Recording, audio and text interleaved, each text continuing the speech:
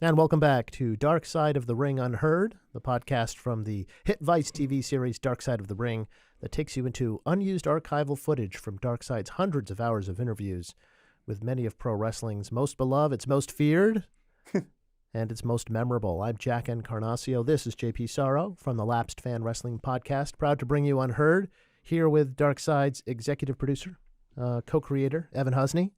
Evan, we're looking today, coming up Tuesday, on the next episode of Season 6 of Dark Side of the Ring. It's 10 p.m. Eastern Time. It'll be a look at Billy Jack Haynes. And for the first time, you guys go behind bars. Yes. I guess on whatever bucket list there is for this show, the thought that maybe someday we might do our jailhouse interview. Wow. Which is wild that this happened. And even wilder that Billy Jack Haynes himself had approached us to do this. Wow. So this is not something that, we're just cooking up and looking to do. It's something that sort of, came out of the woodwork and landed in our laps and was like, oh my God, Billy Jack wants to tell his story from behind bars. Okay, I guess we'll do that. Billy Jack Haynes, was a go ahead. No, that's it. He was a WWF star, Oregon era star of the 80s, whose story and outlook grew, increasingly darker. Yes. Almost conspiratorial as the years went on, and drug addiction, other issues. Someone who kind of slowly lost grip with maybe reality and started sort of inserting himself into many stories and tall tales and conspiracies and crimes, and then found himself committing a crime of his own, I guess. And incarcerated as we speak here on allegations that he murdered his wife. So it's a dark story, and it's a crazy one. Perhaps particularly unsettling because, it's an instance of a wrestler who plays an ass kicker in the ring who suddenly shows almost like this hair trigger move to violence in real life. You always assume that maybe there's like this line for these guys, but some of them are, razor thin, ready to get very violent if the time comes. Of course, these are all allegations relative to Billy Jack Haynes, but man, so many wrestlers over the years that you hear about having these breaks, awful. And it's not anywhere near our next Unheard subject here. It's not anywhere near as extreme and lamentable a case. Okay, we need to make that perfectly clear. And we also should say that, not to cut you off, but please, in regards to Billy Jack, he is awaiting trial for this. Absolutely. These are allegations. Yes. And I guess we're going to see what comes to light in terms of, what happened with regards to his wife. But, our episode aims at sort of getting in at how we got to this point. I see. And how we got there. Because there's a lot of, stories about Billy Jack that can't possibly be true. But then you start looking into things and you're like, well, there really was a connection to a criminal underground that's verifiable. And some things that, kind of separating the fact from fiction from his story is kind of what this examination of this episode really is all about. But as we're sitting right now in March 2025, or as we're recording this, he is awaiting the trial, and we'll see what the outcome of that is. But now segue to today's episode. Indeed, yeah, and it's sort of a situation where it called to mind some of the testimonies of a longtime high flyer in the business, Cold Scorpio, Charles Skaggs. He was known as Flash Funk in the WWF as well. You may remember him there as well. He sat for Dark Side cameras for the Collision in Korea episode. Flash Funk, I'm sorry. Just think about the dancing pimp Flash Funk. Yeah, you are so funky. So funky. He so was he ever? And the Collision in Korea episode, though, too. Oh my God, that was my first introduction to him. Was it? Just in terms of meeting him and whatever, and he just, as we'll see, I'm sure today, his storytelling ability, his he is definitely just captures your attention with the way he tells stories. He leaps into the camera and he gets right into it.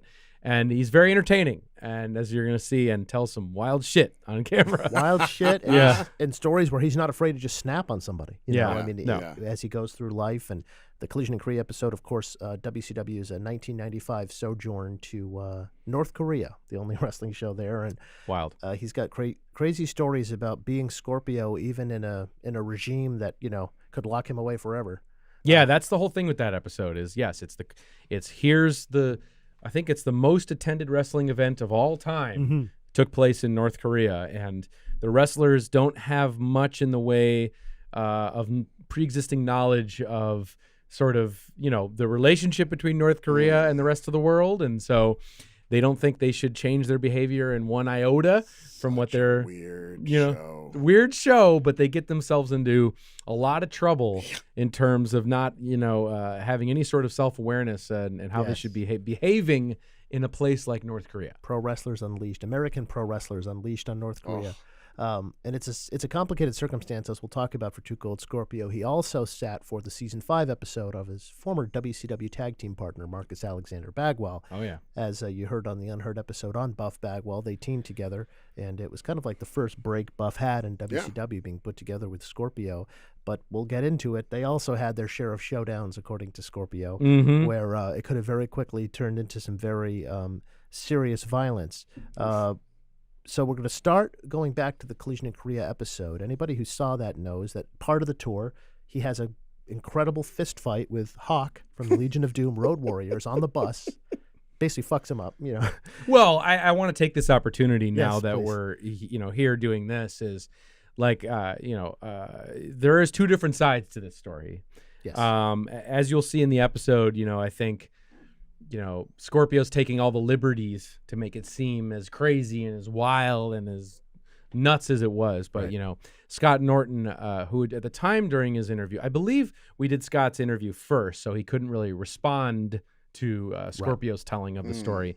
But Scott, I know, was very pissed off about Scorpio's telling of how much he exaggerated. Well, Scott was a Minnesota boy with Hawk. And Scott's going to stand by his boy and say, Hawk could have kicked the shit out of Scorpio's, so it's getting into that sort of thing. But just to underline here, now that we're here, I think that there is another side to this tall tale. But go ahead. And this takes on a little bit extra gravity when you realize that Scorpio who just this year was jailed in his own right for a 3 a.m. stabbing of a man at a Missouri gas station in what Scorpio claims was an act of self-defense. There's something about a stabbing occurring at 3 a.m. Yeah, that's a key detail. That just seems. I'm not making any judgment, but that just doesn't necessarily seem like self-defense to me. It could be 3 a.m. He had a story where he was basically working security for this gas station, and this guy wouldn't listen when he was smoking a cigarette inside. Scorpio was like, "Want to take this outside?" And then the fight ensued. And then I don't think you want to take a cigarette outside at a gas station. That seems like a dangerous idea. The point is, Scorpio. no shit. Yeah. Extinguish it right there in the pool of gasoline. Exactly. I don't know about that. The point is, Scorpio is a legit dangerous man. Okay, if that's what it comes down to. And here he talks about kind of the pretext for this fight with Hawk. He gets into it in the episode, but the problem was that Ric Flair at the time was not only one of the top stars in WCW at the time Scorpio was fired from the organization in 1994, he also was making decisions behind the scenes. It's kind of like a booker of the company. He was kind of a boss there. And Scorpio here talks to us about how he felt like it was Ric Flair's fault that he got fired in 1994, earlier than when they did this Korea trip. And now they're on the Korea trip, and he's looking at Flair again, and Flair's getting kind of the white glove treatment around Korea, and the boys have to travel in this bus. Scorpio's not there because he's with WCW. He had been fired. He's there because he's with New Japan Pro Wrestling. That's right. Which was the other half of the equation, and the real reason the show was able to go into Korea because of the relations between New Japan's boss, Antonio Inoki, and the North Korean government at the time. And so it's kind of like a showdown for the first time since this all happened between Scorpio and Flair. And in this first clip, it's actually clip number 3. Scorpio is going to give us kind of like the background of why he was on the outs under that short-lived Ric Flair regime in WCW, and why it would have been such an accelerant to have him present at this point in time in Korea. Okay, here we go. Instead, I let it build up. So now it's 3, 4, 5, 6, 7, 8 years, and I'm still holding a grudge against somebody who I think was the cause of me getting fired, and talk shit about how you gonna find out why I'm too Cold Scorpio, because I'm gonna fuck your wife, I'm gonna fuck your daughter, and I'm gonna do this and I'm gonna do that. Damn right you are. Abso-fucking-lutely. He would go off like this on people. The interview brings it out. He just starts out, "Fuck your daughter." Jesus what are you gonna do now? Jesus Christ. Okay. Saying this to Ric Flair. Yeah. All right, here we go. You're going to find out why I'm too Cold Scorpio, because I'm going to fuck your wife, I'm going to fuck your daughter, and I'm going to do this and I'm going to do that, because that's what Too Cold was about. If I tell you I'm going to do it, I'm going to do it. You know what I mean? That's just Too Cold. That's that EMF part of it, which ain't the mother's finest, so. Motherfuckers. But so at that time, you felt that Flair was responsible for your firing at I did truly believe yes. Okay. And still to this day, I don't give a damn what he said. I still will feel that truly that it was because of him. But in all honesty, was it because I was smoking too much? I only got popped 3 times positive for smoking weed. That might have something to do with it. Yeah, go ahead. Didn't get popped for smoking crack, didn't do crack back then. Doing some fruit lines, but never got busted for it. But you knew I was doing it because everybody on the trip talking about the party in Scorpio's room, what we did, this and that. Boys is gonna talk. Nasty Boys talking. Buddy Lee Parker talking. With the office not realizing, hey, we're just drunk having a good time, not realizing that these guys are gonna try to come back to the States and hold it against me, and this is how we can get him out. If he tests positive for this, we can fire him, we can get rid of him. Which it didn't happen because I knew how long coke would stay in your system, yada yada yada. So all I got popped was for the weed. You gotta know this stuff. Honestly, if you're gonna get around, you gotta know how long it stays in your system. Absolutely. How many days you have before you can allow yourself to be drug tested. I dig it. I dig it. Wow. So yeah, he would later on say, because Eric Bischoff, the WCW boss, went on his podcast and said, we couldn't have a guy who would smoke weed like in 1994, like all over the place in public and working for the Turner organization and stuff. But correct me. So I'm trying to understand. So he's talking about what I got here. He talked about getting fired. Yes. But then he talked about 7 years later. Nah, that's wrong. As if this show. Yeah, he's not. His timeline's off. Oh, I was going to say, because this isn't like he gets fired and then he's right back here. It's like a year 7 later. months. Yeah, right, maybe? exactly. I'm trying to be 7 charitable months. towards him. I think because he does this like almost every time he tells this story, this timeline. I think what he means is, years later he started talking about how much he hated Ric Flair. Oh, that makes sense. That's what I think. Okay. Because clearly it was almost the same calendar year that this fight happened after he got fired from WCW. Right. That's yes, right. Absolutely. Yes, bizarre. I'm glad you pointed that out. If it confused the listener. Well, that's wrestlers. They have Right. I think also once he gets a little carried away, like once the emotions return of his vitriol, I think he kind of gets carried away with himself, as you can see, which makes for a great interview. Yes, right. it Things escalate. Things escalate. The quickly. fire in his eyes. I mean, seriously, get that blood boiling, and then all of a sudden the gems come out. Yeah. Well, right. I mean, as he said, we got to be clear and fair to the man. He didn't do crack back then. Back then. Right. And we're going to get into that as we go. Do we know when he started doing crack? We'll get into it. All right, great. Stay tuned. I need an exact date and time. Absolutely. Welcome to Scorpio's world. Okay, Mm-hmm. we're here. And you remember hearing on the episode we did on Buff Bagwell here in Unheard about how Dusty Rhodes put together Scorpio and Buff Bagwell as a tag team, and they had some success as a tag team in WCW. And here in clip number 4, Scorpio is going to talk to us about a very similar, I guess you could say, confrontation that he had with Buff Bagwell. This one didn't come to blows, but it was kind of. Did it come to blow though? It's funny because in the episode, in the Buff episode,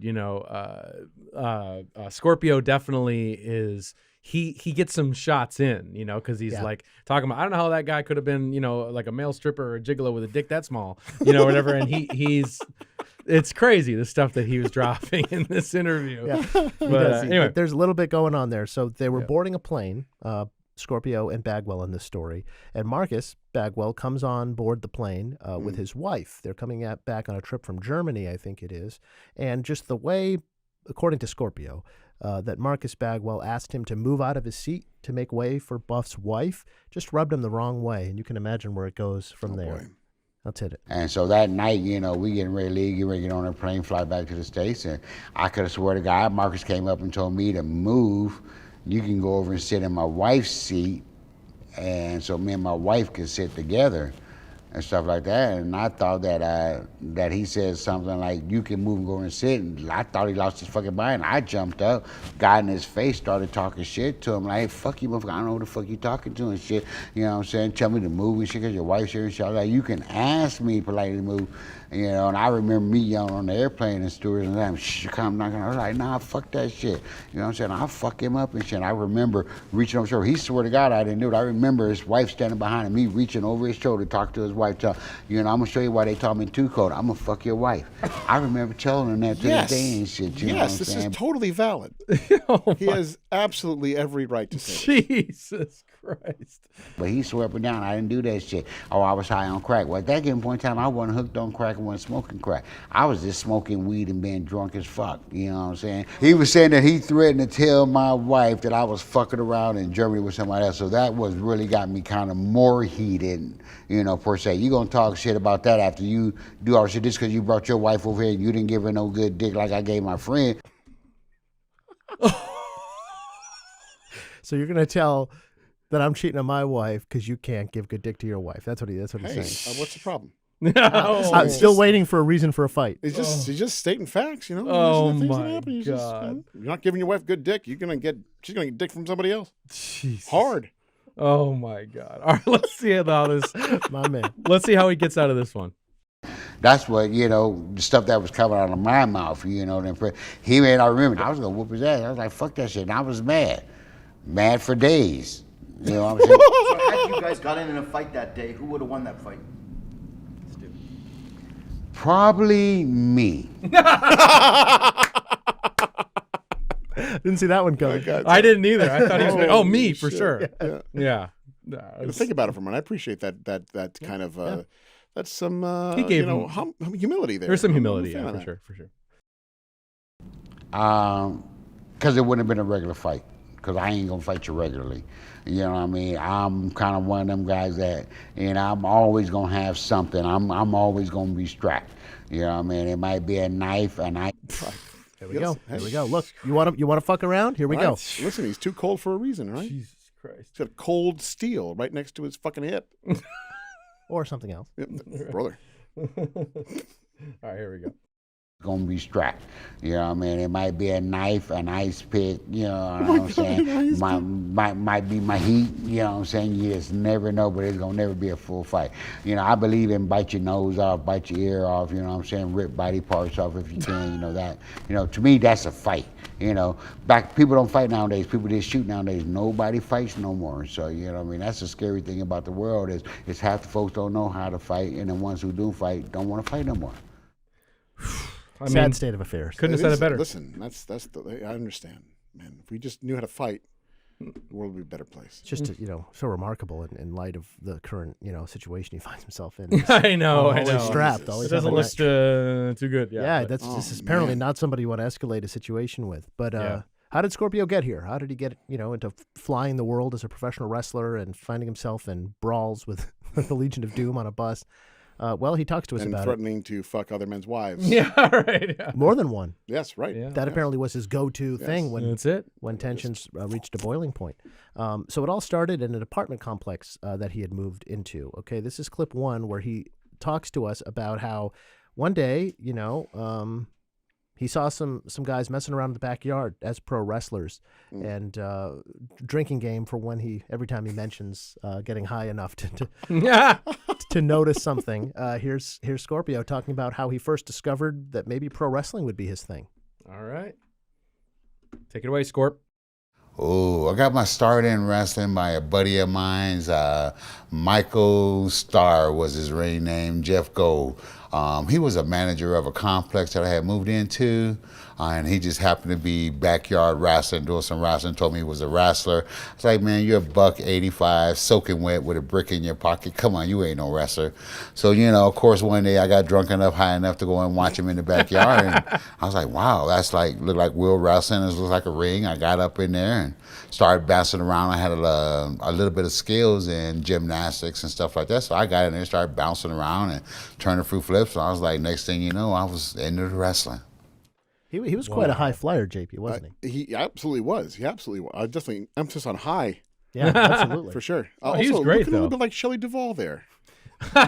Isn't Is that your take? he? What did you think of his in-ring styling? I I don't actually really know. Like I knew he was impressive, and I know yeah. that he's done. But I for some reason just wasn't a fan of his stuff. Like I didn't know him well enough. I mean, I was excited when he came in as Flash Funk, believe it or not. 'Cause I'm like, oh, there's another guy from Turner that we got. Yeah, You know, I was excited about that. But We being WWE. we being the the home home team team. fans. Yeah, right. WWE being the home team. But you know, it's someone who I would grow on to appreciate. But like when I was watching as a kid, you see him and I'm like, oh, okay, he's on now. All right. I say, Like kind of like Regal. William Regal was the same way with me. Where Really? I watch him when I was a kid and I'm like, can we just fucking move on? But now I watch him and I'm like, oh, he's like, it's a whole different story. I understand what he was doing more, and you know, I can see his character through his work. And the same thing with Scorpio. I can kind of see it in a different light that I enjoy watching him now, but I didn't. So you didn't see him in ECW or much growing up? Oh or hell no, anything? I didn't watch any. Okay. I can say I watched zero ECW. Yeah, he I came just in- didn't have. I just didn't know where to find it. That's Oh, a he's key great. point. Yeah, he did get a lot of street cred sort of Oh, after yeah. WCW. Totally. And getting fired, going over to ECW. Yeah, What yeah. were you expecting sitting down with him for this interview? Well, I mean, you know, I remember when we were doing that. I think that was the Collision in Korea was, yeah. interview. We were just trying to find anybody who was there that could speak about it. I mean, insanely, we actually talked to Inoki. He's in the episode. Amazing. You know, well, we got to interview him. It was through Zoom. We had a crew in Japan that was facilitating it for us, but you know, I'm sitting and you know, Inoki's looking at me and I'm looking at Inoki during the interview, and it was crazy experience. But I remember I was just trying to find anybody, and the Steiners turned us down, and you know, a bunch of other people who were there turned us down. And so just going down the list, and Scorpio, it'd be great, you know, and he's a hell of a storyteller, and he's a hell of a, you know, he has a presence on camera, you know, and he could tell some stories, and he did not disappoint, you know, throughout any of the times we've had him on the show.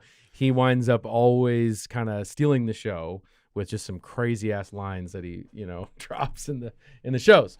So, but yeah, I just remember having a big smile on my face during this entire interview. Yeah, that's the thing. He's like, you know, as quick to escalate as he might be. He's a fun guy to be around. Yeah. It seems like it. Totally seems like Yeah. it. Yeah. Yeah. Not intimidating to an outsider. No. He was just very, very, very funny, you know, very irreverent, and just his way of speaking and it's hilarious, you know. You mentioned Scott Steiner, and it's interesting. I recently saw a clip that he did in an interview where he said that he kind of invented the 450 splash. I saw that today. And he Wait, Scott Steiner said this? Yeah, because there's a clip of him just breaking into the business, doing it off the top in a very small arena setting. Yep. And it's like 87, I think.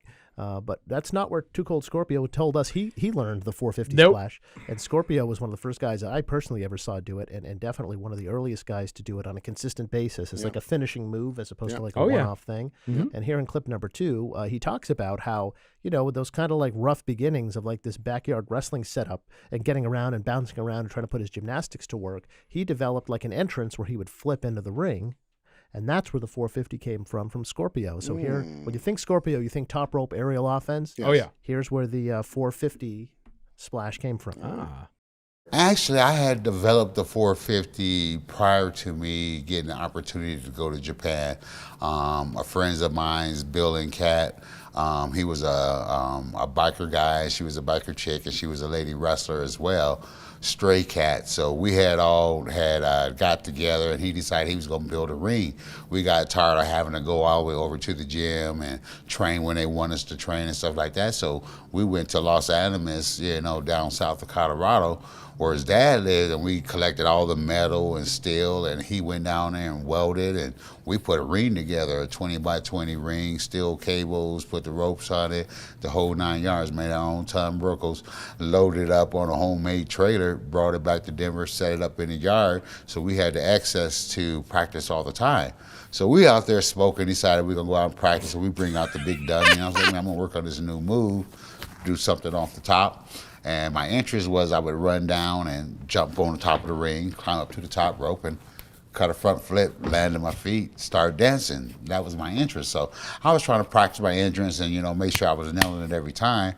Got out there and over-rotated, landed on the dummy, did a splash. I was like, oh, my God. And, you know, I was like, oh, I just did a 450. I thought I was hurt, got up. I was like, man, That's my new finish. Bring the dummy, bring the dummy. So I did it a few more times, and it was on point. It was on point every time after that. Okay, it became a new move. Oh. He over-rotated, supposed Yep. to land on his feet, Yep. and he landed on his stomach, and that's sometimes the mother of invention in All it wrestling. takes, exactly. Listen, those kind of mistakes, they change the world. Championship wrestling. And when he's saying get the dummy, it's just something to practice on, I Yeah, guess. or yeah. like you jump off the top and land on the I dummy. was talking on the about just dummy. one of his friends. Yeah, yeah. to mimic the you Yeah. know, the ring positioning of an opponent. So Yeah. you know. I where mean, you that's can it. I go. mean, that's also part of it too. Is like you gotta know how. I mean, in a move like that where there's you kind of lose a lot of control once you jump in the air. You have to know how far your arms are going to be, where your knees are going to be, so that you're not hitting somebody. I mean, that's a lot of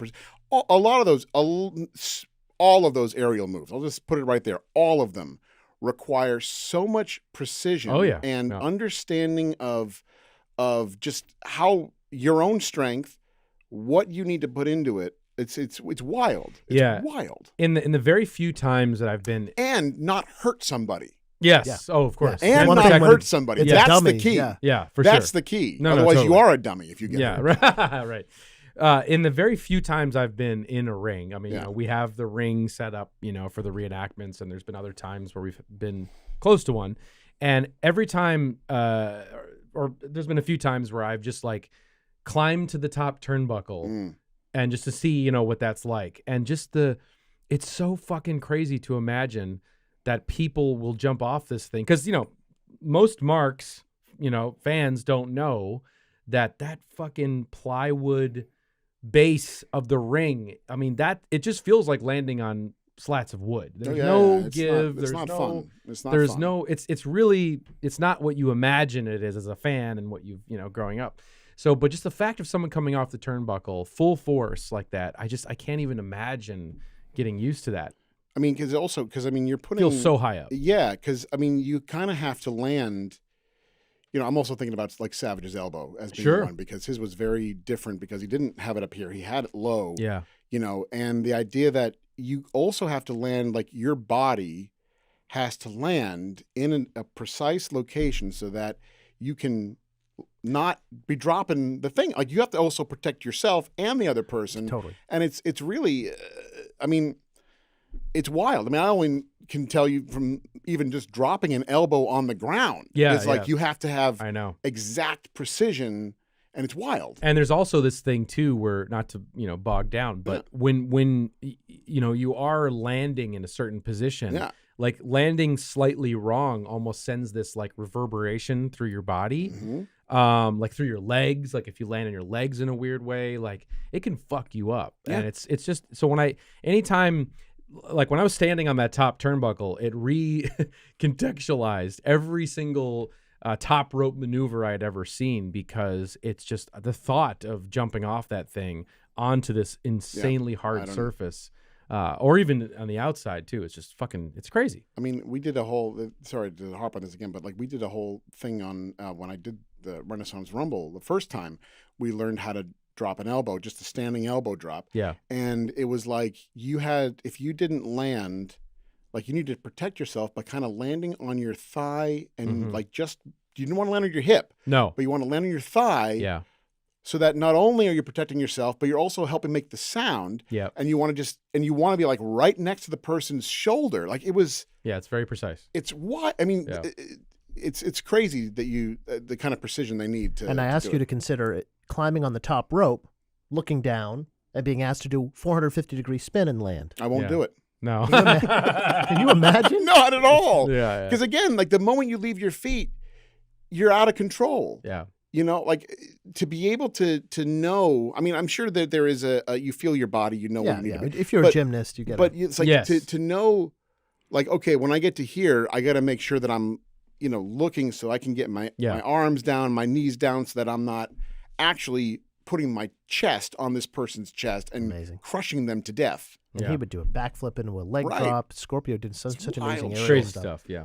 So he goes to the New Japan dojo, where it's a very serious training regime, the way they train wrestlers over there. If you come out of there, you really know how to have a great match. And here in clip 6, he's going to talk to us about going to Korea with New Japan. And as the Dark Side of the Ring episode talked about kind of the unique atmosphere of paranoia that you get when being there in North Korea, you know, your phone calls in the hotel are being listened to. You can't leave the hotel room without a chauffeur watching every single... Everyone's following you. Yes. Keeping there's eyes on you at all times. Right. A chauffeur just as much like a chaperone, I meant to say. And so, you know, there was stuff left on the cutting room floor from that episode about the matches themselves that actually happened in the ring during Collision in Korea. In front of audiences who had no fucking idea what they were seeing. What wrestling was and felt compelled to clap and applause, almost like a government mandate almost to be there. Interesting. It's such a one-of-a-kind wrestling crowd if you watch and listen to the reactions as we did. You know, it's Yep. So Scorpio is great for this because he wrestles both nights of the 2-night Collision in Korea event. He wrestles a Japanese junior heavyweight standout by the name of Shinjiro Otani on night 1, and that match ends in a very confusing and head-scratching way where suddenly Otani rolls out of the ring and leaves without a decisive pinfall. We're going to get into why. And then in night 2, he wrestles Chris Benoit on this show. So here on clip 6 is him talking about the match with Otani and what happens when you're in the ring with Scorpio and you're not registering his offense. Oh, boy. If he doesn't think you're respecting that his blows are landing with sufficient pop, this might be what happens to you. Oh, boy. Here we go. The first night was with Shin Altany, which was one of the top guys now with top Japanese group, Sounds like 0 you're saying 1. Shane Altany. Yeah, I know. Yeah, I think it's instead of we would say Otani, but I think it's Otani. But it sounds like it's Shane Altany. He says Shane. Yeah. Shane. Top Japanese group, 0 1. He was a New Japan dojo brother, came in the dojo, trained real hard, learned quick, learned fast, became one of the top guys. And he was one of the guys that I had my first match with. And he was so pumped up, and I was so pumped up that I had hit him with a thrust kick. He didn't go down. He didn't take a bump. You know, I thought that he was too pumped up. Hit him with a drop kick, took a bump, got up a little quick. So when I slammed him and hit him with... We can pause. That can be very easily perceived as a sign of disrespect in the wrestling ring. Too pumped up Scorpio? Yeah. If you hit a guy with a drop kick and he doesn't act like it was devastating, that's when a wrestler kind of has license to start hitting you for real. So you respect him and register him because you start to make him look bad if you don't actually go down. Of course. You don't sell the offense, and then it's like, you know what? What are we doing here? Right. Exactly. Yeah, exactly. You know, I thought that he was too pumped up, hit him with a drop kick, took a bump, got up a little quick. So when I slammed him and hit him with that spinning leg drop and busted everything in his face, busted the over under both eyes and busted his nose, and blood was just going everywhere, the people realized how much wrestling was really real. And at the same time, he was knocked out, lackadaisical, rolled out of the ring. They called the match off. I thought we could have had a way better match. You know, sorry that I had broke his face and his nose, and still to this day, 2020, where if I ever run into him, he will not ever let me forget on how I broke both his over and his nose, and he's probably got a receipt laying for me someplace in his back pocket. Damn right. So, damn right, he's got a receipt. Oh, a receipt being a wrestling term for "I'll get you back." There's also something else too that made me think of. So when you do a move like that too, I mean, obviously they're way more trained than my two in-ring experience, you know, times in the ring. But when you do a move like that, the selling also gives you a breather as the person who did the move. Yeah. And I remember one of the guys that I wrestled, like he kind of no-sold some stuff, and I'm like, dude, I'm supposed to take this time so I can breathe for a moment. I can't get right back on you until I run out of gas. Right, exactly. And so it's like that also is frustrating because you need that moment, but then you got to kind of get back on the guy, and it sucks. Scorpio busts Otani's face in North Korea. He busts Hawk's face in the bus.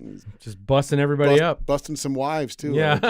And yeah, well, we don't talk about that.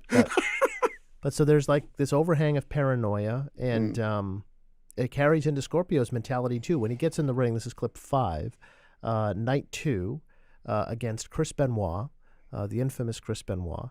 There's a moment in the match because Benoit was, flawless in the ring. Mm-hmm. Like if something went wrong in a Chris Benoit match, Yeah. it was very rare, and it was probably the other guy's fault. I and mean, you also probably didn't notice it because Benoit covered it up. he was so good at He's right. Pegasus Kid here at this point, wasn't he? Maybe Pegasus Kid? just right after. Yeah, it was kind of after the Pegasus run. He was thought it was going by Pegasus Chris Kid. Benoit, but it's was? yeah, Okay. around that time. He was in New Japan for the most part. He was on the New Japan side more Yeah. so than the I don't WCW really side. remember Not the quite Pegasus. WCW yet. Yeah. He did wrestle as Pegasus Kid Yeah. during this run. You're right. Okay. But when he was in the States, he would be Chris Benoit. Right.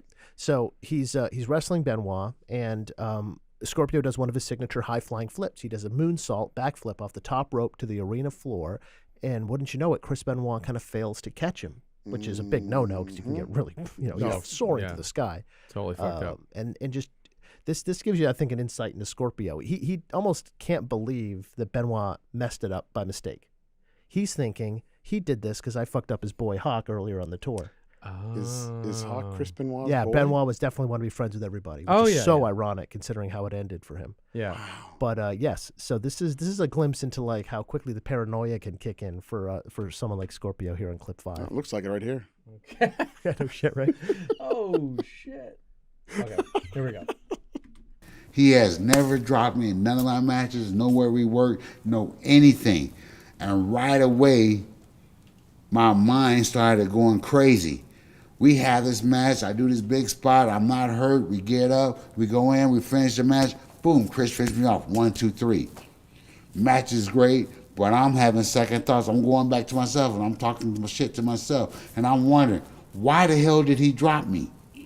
Chris, you ain't never dropped. Why did you drop me? So now I'm thinking he did it on purpose because he's mad at me because I beat the shit out of Hawk. So now I'm thinking, okay, because he kept saying, I'm friends with you, I'm friends with Hawk. Chris was the one that kept saying, you guys need to talk, you guys need to talk, you guys have to squash this, you guys need to talk, y'all need to settle this. So Chris was the one every night telling me, no, man, forget about, trying to kill him and this, that y'all need to talk, y'all need to talk. So Chris, Yeah, because Scorpio legitimately was going to murder Hawk in North Korea. So we would have, that's how he was talking anyway. He never would have come home. Yeah, They would no. have incarcerated him over there, and you never would have saw him again. They probably would have kept all of them over there. So yeah, crazy stuff. about, trying to kill him and this, that y'all need to talk, y'all need to talk. So Chris was the one that was always telling me this. So when I did that match and he dropped me, because he goes, I'm friends with you, I'm friends with Hawk, I'm friends with everybody. Chris was just, one of those type of guys. He was just friends with everybody. So at that point, I was just, highly upset and mad thinking, Chris dropped me on purpose because I fucked up his buddy. So I had to ask him, bro, what happened? Did you drop me, man? Because you was mad or this and that. He goes, nah, bro. He goes, you just jumped so high, went so far over that I couldn't reach you, and all I can get to you was just my arms, but it was enough to stop me from getting hurt. So ultimately, a false alarm, Scorpio concluded. He wasn't Pegasus Kid. He was Wild Pegasus. Wild for that Pegasus. match. There you go. There we go. There Okay, you go. Wild Pegasus. Pegasus. Thank you There very you go. much. Wild Pegasus there against Cold Scorpio. And yeah, so he seems satisfied with the answer. It isn't like he went into talking about how he's going to fuck Benoit's wife or anything like that. Oh my god. It didn't get to that point. But later on, he goes to WWF. We mentioned his Flash Funk in 1996. And over time, he comes back during the Attitude Era as Cold Scorpio. And here in clip 7, he's going to take us back to another season of Dark Side of the Ring and another episode, the Brawl for All. Yes. Had a lot of fun talking about this one over the years. This was a tournament in 1998 of real fighting. They put the wrestlers in the ring on WWF with boxing gloves on, and they could punch each other for real. One of the most perplexing creative ideas ever in wrestling, I think. Yeah. The idea of, well, what would happen if the wrestlers fought for real? But then that's obviously making the statement that none of this other shit is real. Right. What does that mean for the rest of the show? Exactly. It's the dumbest thing ever. And I remember watching it as it happened on Raw when it was happening in 1998 or whatever it was. 98 to 99. And just being confused because they didn't really explain it that well. Yeah. And it was like, what is this? And it was so bad. And it was an early idea for an episode for us. And I'm so glad we committed to it because I really, really love this episode. It's one of my favorites in terms of, I think it's kind of one of the, it kind of best represents the exploitation of wrestlers in such a dark and disturbing way, and how expendable they are to the corporation or to the promotion at the time, and just like, oh, it's so disturbing to watch. And I remember we didn't think of Scorpio for the episode during season 2 because I believe he lost in his first round. Yeah. And so we kind of want Godfather. Yeah, to the Godfather. And so we wanted to kind of, in order for the stakes of, the episode, we wanted to interview first and foremost. We only had, so much time and / budget at the time to interview so many people back then, but we wanted to maximize our subjects, and it was the people that had gone on to progress through the tournament, so, it'd be better for the story. So we had this thought as we were going through, doing the subsequent seasons of the show, that if we missed somebody on the first time around, we would go back and ask them about something, and maybe, hey, we could use it for something at some point. So here we are. Got the chance to ask him about the Brawl for All. Yeah. And so he was in the tournament. He was plugged in late because Dan Severn, I think it was, he'll talk about it, pulls out. Yeah, because Dan was Severn taken out. Yeah, well, Dan Severn also was, obviously a real UFC legit fighter, and there was a thought that, well, he's going to be the ringer, for this whole thing, or one of the ringers for this thing. In Steve Williams, right? And Steve Williams was absolutely was another ringer. It's a dumb, like you said, dumb idea. Well, these wrestlers, for those that don't know, they take all this real punishment, including some that have injuries that almost end their career. Yes. And it looks like shit. It doesn't even, it's not even entertaining. Right. These guys don't know how to actually fight in a That's the thing. format Like, it this. also exposes them. Exposes them as people who don't actually know how to fight. They're not actually tough. Yeah. They're tough, but they don't know how to Some of them, but not all of them. Like, not all of them. You're not tough enough to take a punch like sometimes. Obviously, you hit somebody in the right place, you're going to go down anyway. But, these guys aren't real fighters. They're fake fighters. Yeah. Yeah, and then there's so much to this. We could go on and on about it. I know. But so sorry. But yeah, Scorpio is here, ready to compete, and he's going to get ready for a real fight in a way only Scorpio can. Yeah. There's not much of a training regime here, folks. Let's listen into clip 7 as he describes being thrust into a real fight and just not giving a fuck. And he's very excited about it. He loves being asked about the Brawl for All, doesn't he? Which he calls, by the way, just so you don't get confused, he calls it Fall Brawl 100 Oh, I remember that. He Fall Brawl All or something? Yeah, the Fall for Brawl. The Fall for Brawl. Fall for Brawl. Oh, Farfanugan. He's he's conflating the Fall Brawl Brawl, and the Brawl for All. Right. Yeah. Here we go. Well, it did start in the fall, too. Yeah, so the Fall for Brawl. Okay, here we go. I remember this. You have to tell me, what was your experience with the Brawl for All? Shoot, my Brawl for All was like, man, I said opportunity to make some money. I want in. I can hold my own. I don't give a damn who's in it. I don't have nothing to lose. They had all the brackets set. I might have seen my name nowhere in there. At that point in time, I was still on that Jenny Craig diet. What? Hold on, get ready. What? That Jenny Craig diet, you ready? The Jenny Craig diet. Yeah, okay, here we go. So I had been up for 2 or 3 days, cracking out, smoking out, Wait, does that Jenny mean that Craig he's crack doing the diet? Jenny? Oh, Crack So diet? it's the Jenny Craig crack diet. Is that what he says? I think so. Yeah, I think he's not taking in nutrients to gain weight. Let's put it Okay, so he's not. He's he's worried not, about ingesting other things. He's Okay, taking so in he's not- non-nutrients to get high. If you were getting ready to have a real fight on national television for the first time in your life, would you stay up for 2 days cracking out, smoking out? He would. That's Scorpio. Well, I'll tell you, he probably didn't feel anything when he was in there. Well, I wasn't sure if he was doing the Jenny Craig meals and the crack. Maybe he might have been doing both. Okay, and he's not the only one who prepped with illicit substances. Godfather got really fucking stoned. Yes, got he did. ripped before his match. Listen, if there's any time to do it prior to a match, like any other sport, any other combat sport, you never obviously want to do that. But this shit, you definitly want to do it. You want to be as numb as possible. Yeah, right. Because this shit is stupid. Okay, here we go. At that point in time, I was still on that Jenny Craig diet. So I had been up for 2 or 3 days, cracking out, smoking out. It's amazing. This guy's awesome. It's incredible. Okay, here we go. Doing my thing, showing up to the show, rocking and rolling, kicking ass, taking names, and then all of a sudden, I want to say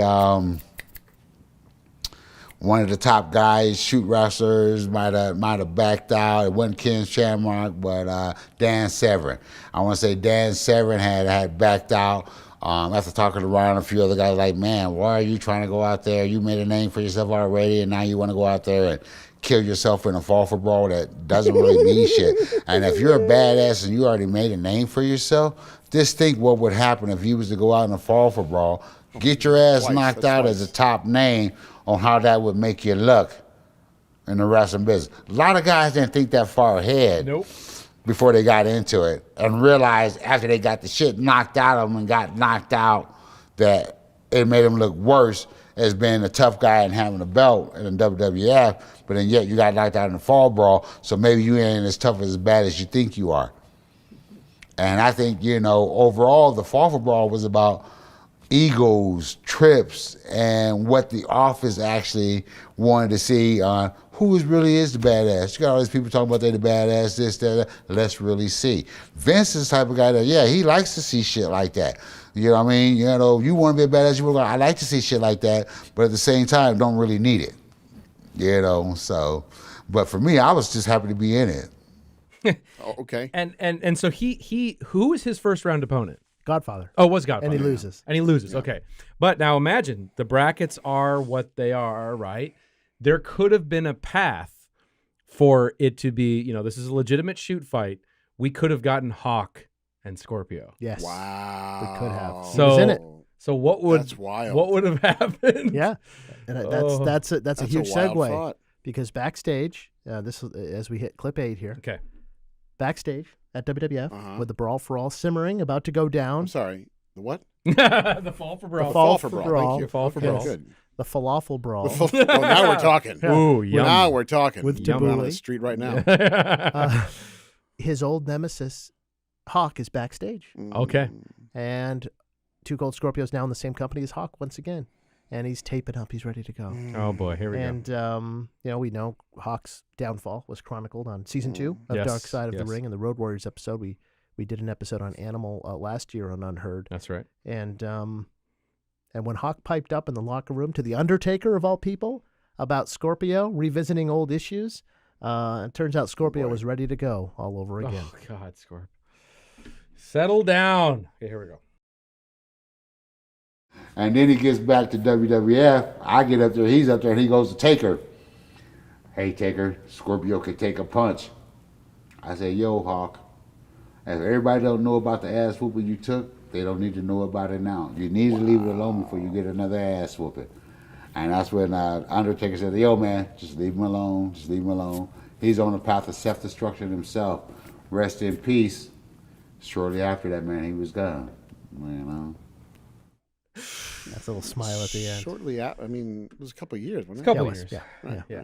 But I mean, obviously, when you look back at the transcripts of that interview, there's so much. Like Scorpio is just milking that I beat up Hawk story for as much mileage as he can take on that. And I think that's what really pissed off Scott Norton and, Hawk's other friends, was because, I'm sure that there's so much liberties taken, with Scorpio as far as the details of that fight. And I'm sure maybe, in terms of what happened, because Scorpio made it sound like he ripped, his head off and his eyeballs out, ate him and did this, threw him and smoked him. And all That's this. what he told me. Yeah, right. So, yeah, but man, he wouldn't let it go in that interview. Anyway, Kind of remarkable that Scorpio made it through the smoke, isn't it? But it seems like more chapters. Many ways. yeah, Made it through the smoke. yes.